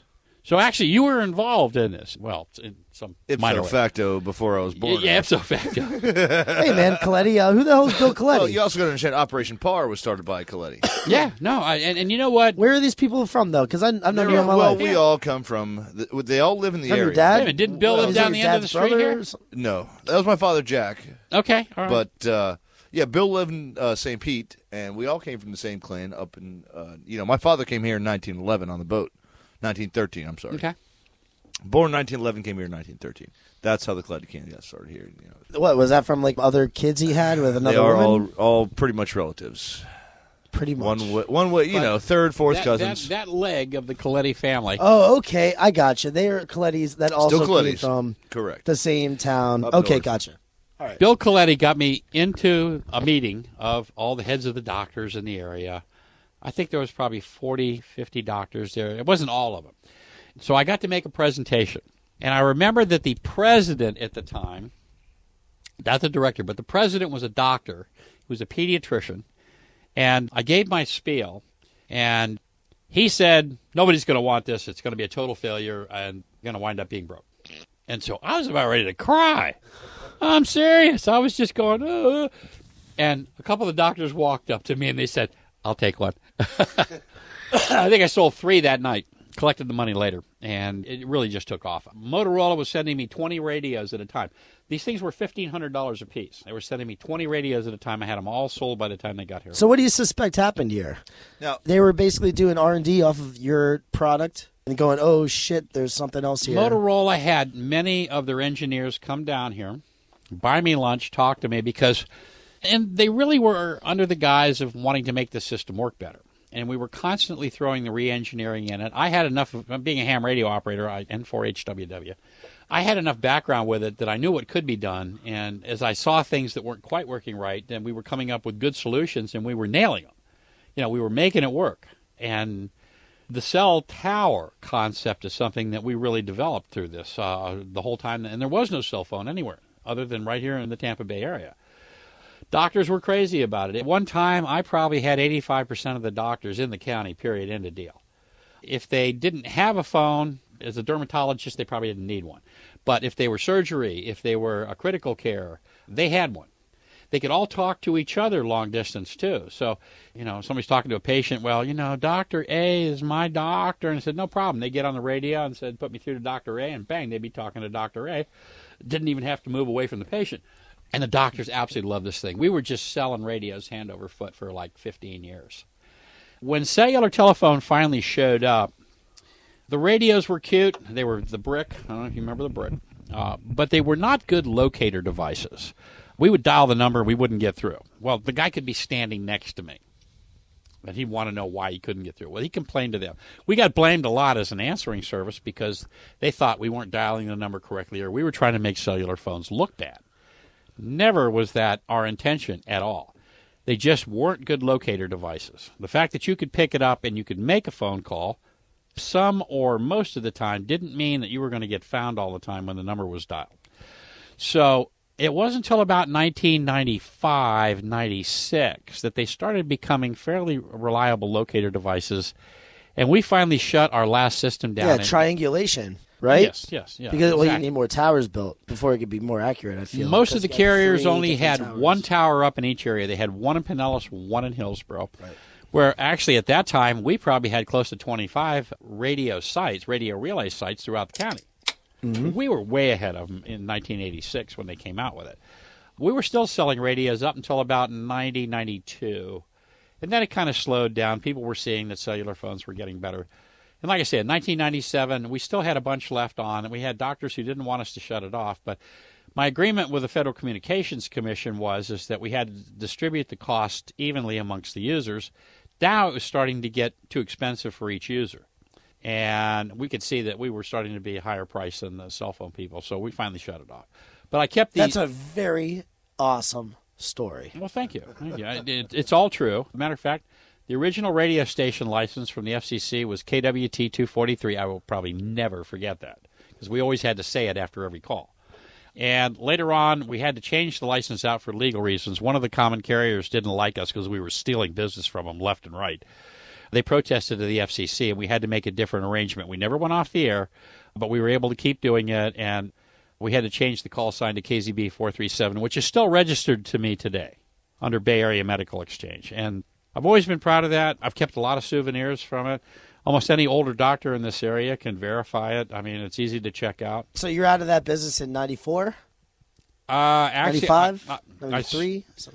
Excuse me, I got to go take a little boys' break. Okay. Go ahead. Let's do a shot. Let's do a shot. Dave, I didn't want to pry through your cabinets here. Do you mind? Do you have any shot glasses available to me right here? Look in there. I may have plastic cups. All right, thank you. Hang on. There should be 2 in there that are glass. We Is know it Dave basilica likes glass? his glass.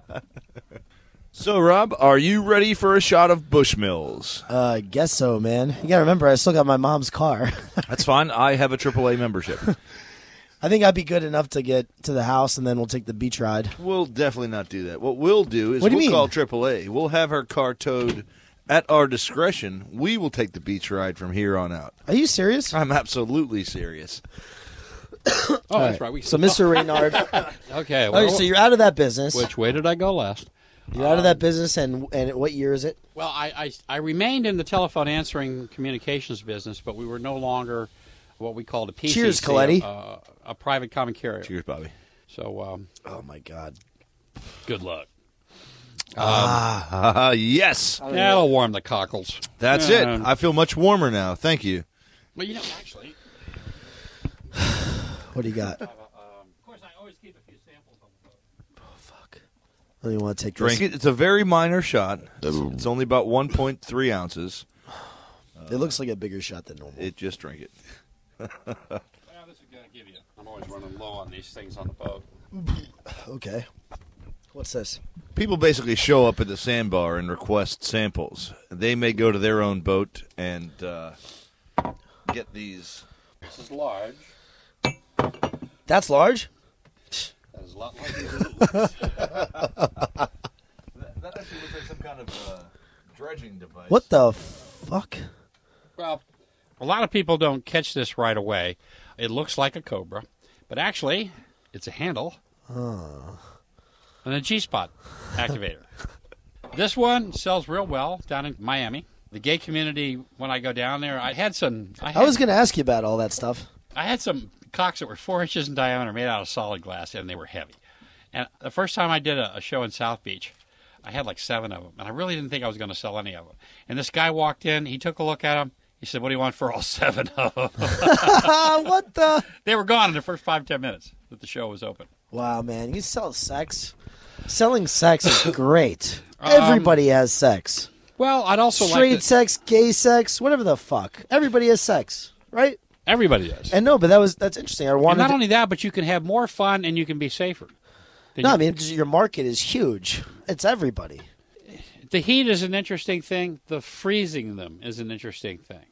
Matter of fact, I had a 5-popper that I put in the freezer on the boat here. And boat refrigerators have a tendency to freeze up and make ice, and you have to thaw them out. Well, I thought somebody had run off with it. And I actually found it like 6 months later after when I was thawing the refrigerator. That's where that 5-popper went. You know, I was thinking somebody was at home having fun with it, and it was just stuck in my refrigerator. People in the gay community like your products as well? Oh, absolutely. And it's interesting because it probably made more sense to them when you discuss the safety aspects. I would have to guess that probably as of to date, there's probably a couple of 100,000 people who are not suffering from a medical condition caused by RAP. Or gerbils. Or yeah. Damn that gerbil. I'm going to make a glass gerbil. You know that? I'm just thinking. Dude, you have to. If you look at what you did. Well, I got a snake and I've got a If you're going to have a dolphin. any animal, there Got a should be a... dolphin. No, have a gerbil. Yeah, might as well. But there's a dolphin, too. That's great. We're actually thinking a horse would be a good thing, too. But right on the coffee table. Hey, look, Mom, look, I got a piece of art here, you know. No, that's true. I mean, normally people wouldn't know what that was, right? They wouldn't suspect. No. They wouldn't know what that was. Don't have a clue. Even the Klingon. I think the funniest thing when we did the shows was we'd have the Klingon, and we wouldn't explain it to her. We'd let them pick it up off the table. And the women would be going, I don't get it. And then all of a sudden it was like, oh, my God. Eureka! Yeah, the look on their face was just incredible. And then when you explained the heat and everything, they were just sitting there with their tongue hanging out of their mouth going, I can't wait to get this home and try it. You know what we really do the best? We haven't done as well. The swingers in the U.S. we do great with, but the Canadians. We go up there in the wintertime when it's freezing cold, and we sell them toys you can heat up. Usually we are wiped out at every show. No matter what we bring, we're wiped out of it by the end of the show. As a matter of fact... Oh, I thought you said you did not do well. Oh, no, we did really well with them, the Canadians. Yeah. Well, it made sense to them. I mean, they live in the cold. This is a sex toy you can heat up. Is there any demographic that you don't do well with? I mean, like I said, sex is everything. Everybody does sex, and it doesn't matter what you subscribe to, whatever kind of sex you do. Actually, probably we sucked at South Beach in Miami because they didn't get it. What do you mean you can heat it up? It's hot enough down here. And then you tell them, you can freeze it, and they go, what do I want to do that for? I don't know. The farther north you go where it gets colder, the more they really appreciate the heat. They just, their eyes just open up and their tongues just kind of hang out and start dripping. And around here, they don't really care. I hear you. I sell a lot of them around here, but I sell them because, like Ben said, we'll go out to the sandbar. People come up and they get curious because they've all seen HBO Real Sex 27.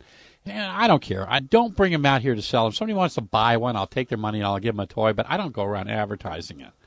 And I've gone out here many times, and nobody's asked me once, and I'm going, yeah, thank God. Yeah. It's not what I intend to do, but I've sold a lot of them out here.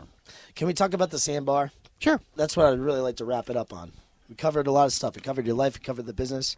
By the way, one more time, what did you say the name of the company is? Web address and stuff like that, just so I can get it on here. Well, the company is Knowmind Enterprises Incorporated. The website's more popularly known as sexnology.com, SEXNOLOGY.com. Okay, sexnology.com. And let me say something for the website. I wrote almost all the material that's in there. I also wrote probably the most informative, frequently asked questions that you will ever find in a sex toy website ever. And I've been to many of them. Many of them are dull, they're boring, they don't cover anything. We cover so many different things. And it's done with anchors. So you pick a topic, you click on it, and bang, you go right to it, and you get to read a paragraph or two. How do you heat them up? Why glass? All the things you wanted to know. It is the finest frequently asked questions about sex toys that I've ever seen. That's great. So you get your little FAQ page. Well, it's important. FAQ page. It is important. We also talk about the toxicity of the older toys. We also talk about why vibrators are really not good for you, because over time they tend to put parts of your body to sleep. Absolutely. That's my thing with this stuff. You can't do the same thing. And I feel like it desensitizes mechanically, the woman. vibration will desensitize the clitoris. I feel like Ben's it right. desensitizes them. Ben is right. They use it too much, then they can't even get off That's on why normal it's natural, sex. soft. We've had women warm. who I would call them vibrator queens, okay? Because all they can get off with is a vibrator. And even my girlfriend, geez, we'd be going at it. I'm going at it and going It's at sad. it. She had to take Buzz out of her purse and reach down there and pop herself. And I'm just going, I was there for you, Right. That worked. Listen, for 45 everybody's different, and I'm a very honest person, and I don't give a shit. I'll say it. I'll be with a girl, and they'll get off in 2 seconds. You don't even have to go down on them. You don't have to do any fellatio on them whatsoever, right? They'll just get off in 2 seconds. You'll be with a girl, also, it'll be crazy. You fucking do everything to them, and they Can't do get them not off. get off. Yeah. And they have to take that buzzer out. It's because of desensitization. Desensitization. And it's very common in vibration. Now, I will tell you that 2 of our R&D ladies had this problem. They needed to finish the job with Buzz. And after they started using the glass and developing their heat, because really what you want to do is you want to find your temperature. You've heard of the sleep number bed? Well, this is the heat number toy. Yes. And what we recommend is, with the instructions that I gave you for doing it, that you can either use more water or a larger container to make it hotter. And we suggest that you take it up like a degree until it's hot and bearable. That's where you want to be with it. And that will blow your brains out. Because the first time you try it, I had a group of people say, oh, yeah, we really love it. Well, yeah, how hot do you like it? And you go, hot? What do you mean? They've been using it without heating it at all because they were so used to using rubber, acrylic, and plastic. So we slipped back to their room. I filled up the sink in their bathroom full of hot water. Which is normal hot water right from the faucet. Steam, yeah. Steamy That's it. hot water rolling off, yeah. Because what happens is that you don't keep adding it. You stop, you put the toy in, you wait 3 minutes or longer. But you have to wait the 3 minutes because what's happening is the heat from the water is going into the glass. After 3 minutes, you put your hand in the water, it's nowhere near as hot as it was when you poured it in. That's because it's now being inside absorbed the toy. into the glass. Right. And when you take it out, you grab it, and you make sure that it doesn't feel like it's burning. If it doesn't, you're in the right place. And then if you want it hotter, add more water to the container. Don't try and change the temperature of your hot water heater. That's just crazy. But anyway, once these ladies had found the right temperature and all that, they were actually able to have normal sexual relationship with their partners and get off and have a normal orgasm without buzz. What? Now that's a revelation. Well, not only that, but they enjoyed it more. And It let's brings face the it, the name of the sensitivity game back. is, are you going to use sex toy number 2? It brings sensitivity back. I think what it did is it gave them some relief. And because there was no vibration, the warm feeling. When you're being a good lover, there's that warmth that you feel between you. You don't vibrate. You said this before. You're feeling the warmth. And that's exactly what we're giving Great people. marketer. So we're giving people what they want, and we're giving it in something that will last. I mean, I don't know if you're aware of this, but I know most all of the top manufacturers of sex toys. You meet them in all these shows, the top 5 that make them. They schedule these things to break in 90 days. Everything that they make is scheduled to give out, break, whatever, in 90 days because they want you to come back and buy another one. The only reason people come back and buy anything else from us is they want to try a different toy. Jesus. They have the old one. They want to keep it. Best But marketing is that ever. good, though? Oh, no. It is Shouldn't for me. you I got 42 toys, man. I'll break them if they buy all my shit. I have all their money. These guys in the rubber acrylic business are out of their mind. These people hate them but love them, you know? The people that So buy you're our a stuff true love us and love American. us. You're a true American back in the day manufacturer, like 1950s style, where your refrigerator lasts forever, even though you manufacture this shit in China. You know what? Did you can make that? Well, basically, If I wanted, if I really wanted to be something in an industry, no, I'm saying I you're want to be the making- best at it. You're making awesome products like we built had. to last. That's why we call Back it the in the Rolls day. Royce of sex toys. $2 transfer fee to your next of kin. I have people kid me about that, but for a while we did have those 8x10 sheets printed up, and it looked like a legal document. And we were selling them at the shows. People would actually buy that shit. You know, it's a legal document. You Yeah, add it right? to your will. Come yeah. on. Hey, I bought a addendum place on the to your moon. will. And it was more of a laugh, but people were starting to go, "Do you have that addendum thing on you?" Oh boy! Just leave it in a bag and Share put it the somewhere love. where your family members can find it. What does it say? Astronauts. That's what we originally called them, and actually, we used to be astronauts.com also, and somebody in China stole it from us. They did? Well, that was back in the day when Net Solutions didn't remind you needed to renew it. So I didn't renew it, not knowing it, and some guy grabbed it off the shelf. Anyway, don't go to astronauts. Well, I mean, this is a very interesting conversation. Did we talk about the freaking Let's do this. sandbar? Let's, Hold on, say that. Talk about the sandbar really we quick. will talk about the sandbar. Rob. Actually, Ben probably knows about it as much about it as I do. I need you to focus right now, and Because I am losing my focus due to. I just want to talk about the fucking your District 33 in the 3rd area over there that you go and hang out at and stuff, and you go and tie up at the sandbar really he quick. and then- basically acquires mooring at Friday at 5 and leaves Sunday at 5. So he's a staple of the operation there. No, I think everybody that goes there is a staple. Because, I mean, out at Shell, before the county closed it down because Oh, my God, I gotta we climb. were evil. There's I got a story high-priced for real you. estate across the street. Oh, that was back in the day when they were closing the Shell thing up. Remember, you could have dogs and you could have beer there, Yeah, right? Dave, you were there. Were you there? I was there the whole time. Might remember Let's see Rob's if you were there speech. for my speech. I came in. I gave a speech about the history of dogs and the history of beer. History of dogs and beer. Yeah, I got up and Why is that strangely ringing a bell? I got up and spoke, and I said, listen, I'm a Pinellas native. I've been here my entire life. I was born and raised in St. Petersburg, Florida. It shames me that you guys are outlawing on Shell Key dogs and beer because you know what? This goes against, humanity. For the history of time, we have been taking wolves and domesticating them to being dogs, man's best friend, and we have been cultivating and brewing beer. And you guys are outlawing this. And I said this at the Pinellas County. Oh, I think I remember it. That was the gist of it. But I mean, it was very, I can't, I'm trying to pull back on exactly what I written, but it was very, it was very, it was written very well. And I got a standing ovation at the end of it. And everybody was like, but there's no Was this at the Pinellas County meeting, or was this out at show? it was at the Pinellas County meeting. I remember that. You do? And you got a hell of a laugh out of that. I did. Yeah, you did. I remember that because I was at all of those meetings. You do? It was in like Largo area? Downtown Clearwater, yeah. Yeah, North of yeah. Largo, just a little north of Largo. Yeah. No, I remember that. And I thought you did a great job with it. My whole genre was I was thinking you did this as a speech out at the island, but no, I remember it from the Pinellas County meeting. Wait, so they did speeches out on the island too? No. They had things going on over there According too? to the Pinellas County commissioners, we were too busy burping and throwing up on the island and making It was- children that feel was horrible about that they it. did that. Well, So now, that's interesting, though, how you're saying, like, okay, so once there's beach, actually, above the water, then you're starting to get fucked. Like, this place is like a great spot. There is no beach. There's enough to tie up on, right? Where you don't have, like, a Shell Key kind of situation where it's an actual, like, island, and then it actually belongs to the local government. State. Right? well, now, actually, if it's submerged property, it belongs to the state.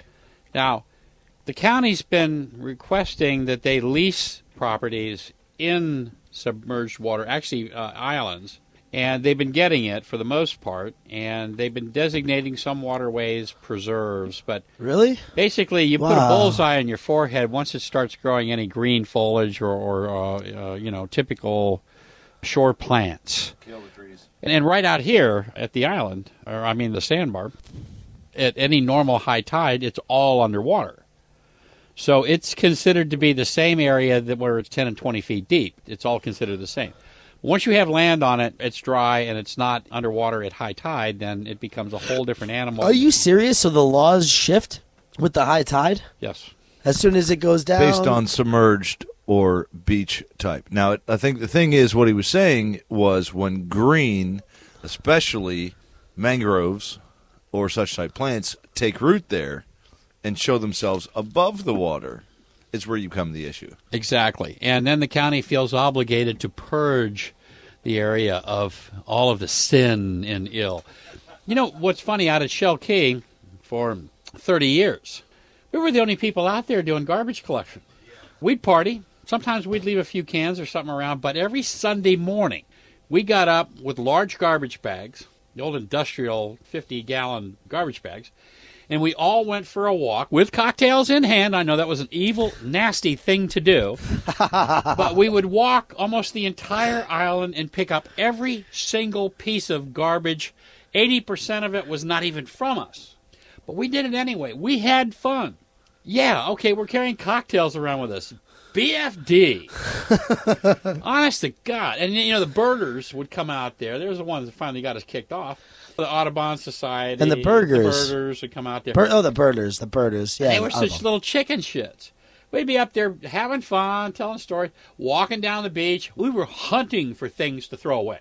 We were almost vicious about it because we wanted our place, what we considered our place, to be the cleanest place on the planet. Mm-hmm. And we did. We cleaned it up every Sunday morning for an eon. And next thing you know, the birders are showing up. You know, we come out on Sunday morning, maybe 9 a.m. or so. Well, they're out there cleaning up. And they're complaining about us. And we thought, we're lazy-ass drunks. You want to do it? We're going to let you have it. Now, a year or two later, they come back complaining about how we don't do shit. Wow. To the county. And get this, after they win and they take it away from us and they call it a preserve, and you're not allowed to possess a dog on the boat, you are not allowed to possess alcohol on your boat, even if you're not drinking. You're not allowed to have The dog it. thing doesn't make sense to me whatsoever. I agree with you. But here's the thing. About 6 months after they stripped us of the place and nobody wanted to go out there anymore, the birders disappeared. They didn't clean up anymore. Wow. They had other places to conquer. And we didn't feel like going back. I'm sure the county, probably knowing that the place has just gone to hell by now, would love to have us come back, but they can't. Because we had a few morning cocktails while we did it. I'm sure that means we were evil. I'm sure that means all the bad, negative things you can think of. But we were the only people cleaning it up for 25 years before this. Yeah. That was the one heartbreaking thing that happened here was when I saw Shell Key go from what it used to be and the hangout awesome place it was to now just like a shadow I of it, what raised it was. both of my kids out there. Yeah. They came with me on Friday. Remember, Heather was out there all the time.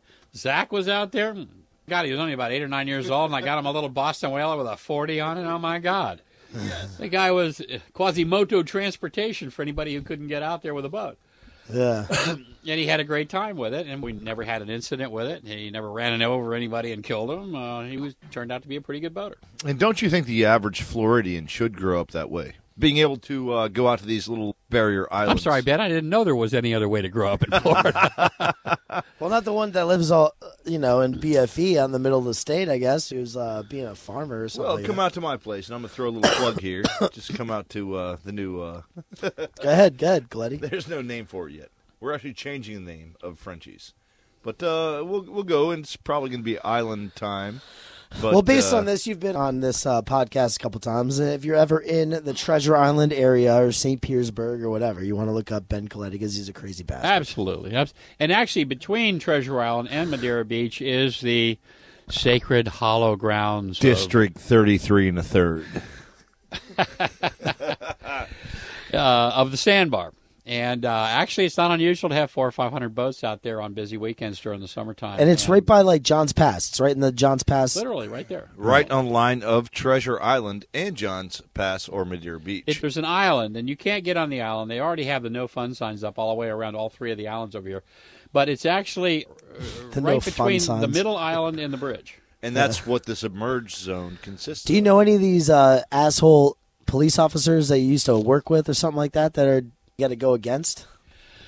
Actually, I'm pro law enforcement, and I knew most of these guys. I knew the sheriff's department pretty well, and I knew the lead guy out there. He said there's nothing we could do. I said the politicians have made up their mind that we're evil, mean, nasty people, degenerates. Did I forget? Perverts. There were a few more adjectives in there. But they'd already made up their mind, and they had commanded law enforcement to do the following. These guys didn't want to do it. I mean, I knew them personally and well enough, and they knew I'm an ex-cop, so we talk. They don't hold anything back. I'm not going to give out anybody's names. It probably cost them their jobs, but the cops were not for this. Being an ex-cop, do you believe in the legalization of marijuana on a federal level for recreational use? Yeah. Are you kidding me? It's way overdue. As a matter of fact, I know that they've been obsessing lately about how all the kids are going to be running to buy marijuana and starting smoking pot. I go, you got to be kidding me. All of them probably know at least 7 or 8 dealers they can get it from now, and it looks like they could have even gotten it cheaper then than they can now. So they're all going to be running to the stores to start up? I don't think so. No, it is going to be taxed a little bit, which I found interesting. Did you hear the 1/8, $50 plus tax on there? It's not whatever. exactly the truth. No, the truth lies in the mass numbers here. And the bottom line is if you go to California, you go to any legalized place, Washington and Colorado are actually fully legal recreationally. Yeah. I want to go a step further, okay? Pot should have been legalized a long time. Okay, maybe it's not a good thing. Maybe it's not a good thing for everybody. I've seen a few people freak out on it, but I've never seen anybody die from it. People have died from everything else but pot. Yeah. It's true. But I honestly think that we really should do away with the Food and Drug Administration telling us what we should take and what we shouldn't take. And you're saying this because of cocaine. Because of your dealings with the FDA. Let's take heroin and cocaine for a radical example, okay? First of all, a lot of people die from heroin because they didn't get a known dose. They didn't get it with something that was cut that wasn't toxic and was probably poison to that person. For the most part, had heroin users actually gotten a known quantity of heroin and known what the dosage was going to be, they wouldn't have died from it. Now, it wouldn't have been pretty. They'd have been, all out there. But they wouldn't have died from it. We actually moved them into the position of having to deal with criminals and getting dosages that were totally unknown to the user. And that's what killed. Did you know that? You know who one of the biggest retail sellers of heroin was? Sears and Roebuck. I'm serious. Sears and Roebuck in a catalog had a syringe and 2 vials available for $5. But it was stainless steel. I don't know what it was made of, but basically you could buy it through the catalog. It would be shipped to your house. But here's the point. We killed a lot of our kids by making sure that they got the wrong dose all the time. Whether it was coke, whether it was heroin, speedballs, we should have gotten out of it. We should have let the pharmacies carry it and say, okay, here's 10% heroin, here's 25% heroin, and you would always know what you're getting from the pharmacy. Now, do you think it's regulated by a doctor or recreationally available? Well, anytime you take it away from the people's free will, Do you think you're a libertarian? am I? Is that what you're saying? Because a lot of libertarians say everything should be illegal. Everything. All drugs. Doesn't matter I'll what go it is. along with that, but I hate the titles because they're too generalizing. And sometimes the libertarian means a whole lot of other things, too, and I hate to throw it all in because I get confused when people are talking in he's a left-winger or a right-winger or a conservative or all that. I mean, it doesn't really apply to enough information to me. Libertarians just like... Don't categorize my thoughts based on 3 or 6 general categories. Right, yeah. And recognize me as an individual. That's what they feel, though. I mean, they do. That is what they feel. That's what they feel, but they are generally categorized. They feel like basically it all into- comes down to individual rights. Individual rights, I decide. If Well, there's and here's another benefit, too. There's a whole lot of new drugs that come out on the market by reputable pharmaceutical companies.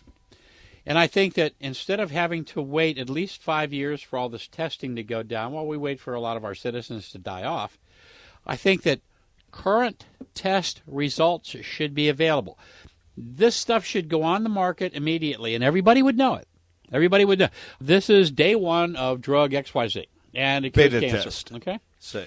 Pardon? So you know there's no reputable tests, and you are trying this as an individual, or what are you saying here? As long as the people are well informed of the current status of it. even if the FDA has not deemed it approved yet, You're going I'm off sorry, of the, FDA, but fuck them. going off of the current, they have authorized enough research, drugs that were horrible you can for make people your to own use. decision. Of and do course, it and now. there's recalls and lawsuits every day. You're not kidding. Mr. Reynard, listen.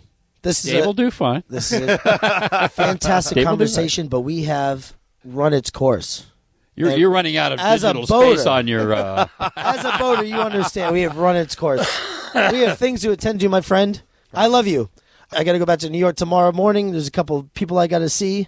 I think we have a great conversation. I appreciate you allowing me and Coletti on your boat today to have this You're certainly conversation. welcome. Is there anything else you'd like to add right before we end? I would like to say that the speech you gave at the Pinellas County Commission between dogs and beer was excellent. Yeah? Yeah, it was. You did remember it? I remember it really well because you really had everybody laughing and howling, and some of But the it old was people the were truth. scowling. But you nailed it. When you originally were talking about it, I thought this is some speech that you might have made out at the island, and I didn't remember that at all. But I remembered the guy who got up and made the dog and beer speech, and I thought you nailed it. You embarrassed them. They were laughing so hard. It was really a great speech. Thank you. Thank you very much. And thank you for seeing me today. All right, hit the off We button actually, now. no. There will be no off button on this podcast. It will continue repetitively. What I'll say is, Dave, we talked momentarily a couple weeks ago here at the Sandbar about conducting this podcast out there on the island with this boat and another. You and I did? Yeah, we did. Okay. And I actually brought a boat with a couple of other people on there as a charter, and everybody shared drinks. Oh, and yeah. something. Okay, all right. I'm sorry. The alcohol tends to fuck with my memory. Completely okay. But what I am saying is that this podcast is not ending. Not here, not today. What we're going to do is we're going to continue this in a future term. You should come out in the summertime and talk to the people out there. We're going to come out. Waterproof bag for that and come out. We'll come out absolutely during the summertime, and then we're going to do a part 2 to this when you're tied up over at the District 33 and 3rd. It's called anchored. When you're anchored, whatever it is. We'll come out and we'll have it there. Fatbenzo.com, fatbenzo.com, fatbenzo.com, fatbenzo.com.